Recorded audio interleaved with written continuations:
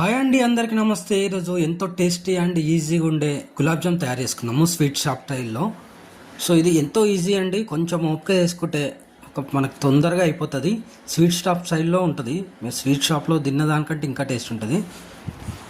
ముందుగా ఏంటంటే ఒక హాఫ్ కిలో కోవా తీసుకుందాం. దీనికోసము దీంట్లో ఒక 200 గ్రామ్స్ అంతా చక్కెర తీసుకొని కరిగించుకుందాము. ఫస్ట్ కోవా ఏంటంటే మొత్తం ఎక్కడ ఉండలు లేకుండా మెత్తగా ఒత్తేసుకుందామండి. ఎక్కడ ఉండలు లేకుండా మనం మణికట్టు అరిచేత్తో ఇట్లా అదుముతూ ఎక్కడ గడ్డలు లేకుండా ఒకసారి ఈ కోవానంతా ఒకసారి కలుపుకుందాము.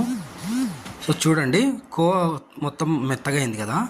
ఇప్పుడు దీంట్లోకి ఏంటంటే ఒక 100 గ్రామ్స్ అంతా మైదా పిండి యాడ్ చేసుకుందామండి. దీంట్లోనే కొద్దిగా ఒక చిటికెడంతా వంట సోడా యాడ్ చేసుకుందాము. సో ఇప్పుడు ఏంటంటే మొత్తము ఈ మైదా పిండి కోవాలో కలిసేదాకా ఒకసారి కలుపుకుందాము.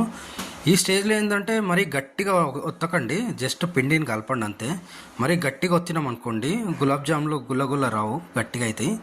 సో చూడండి, మొత్తం కలిసిపోయింది కదా. దీన్ని ఒక 10 నిమిషాలు రెస్ట్ ఇచ్చేద్దాము. మనకి క్వాంటిటీకి 10 నిమిషాలు మూత పెట్టి దాకా గులాబ్ జామ్స్ వస్తాయి. దీన్ని ఏంటంటే ఓ 10 నిమిషాల తర్వాత చిన్న ఉసిరికాయ సైజ్ అంతా ఉండలు చేసుకొని పెట్టుకున్నామండి.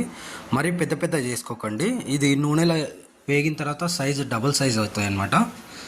సో చూడండి, చిన్న ఉసిరికాయ సైజ్ అంతా ఉండలు చేసి పెట్టుకుందాం. ఎక్కడ క్రాక్స్ లేకుండా ఒత్తి చేసుకోండి.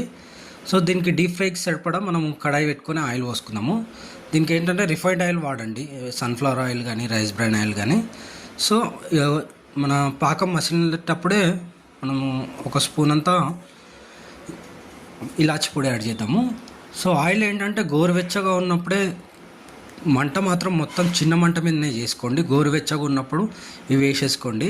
సో వేసి కలపకండి, ఇవి ఆటోమేటిక్గా అవే పైకి తేలి ఆటోమేటిక్గా అవే టర్న్ అవుతాయండి. చూడండి, చిన్న మంట మీద కొంచెం ఓపిక చేసుకుంటే లోపల పిండి ఉండకుండా ఎంతో టేస్ట్గా అవుతాయండి.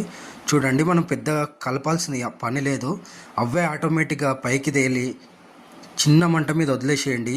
అవే టర్న్ అయ్యకుండా గోల్డెన్ బ్రౌన్ కలర్ వచ్చేదాకా కొంచెం ఓపిక తెచ్చుకొని వేయించుకుంటే రెండు సైడ్లు మీరు అవసరం అనుకుంటే టర్న్ చేయండి, ఆటోమేటిక్గా అవే టర్న్ అయిపోతాయండి.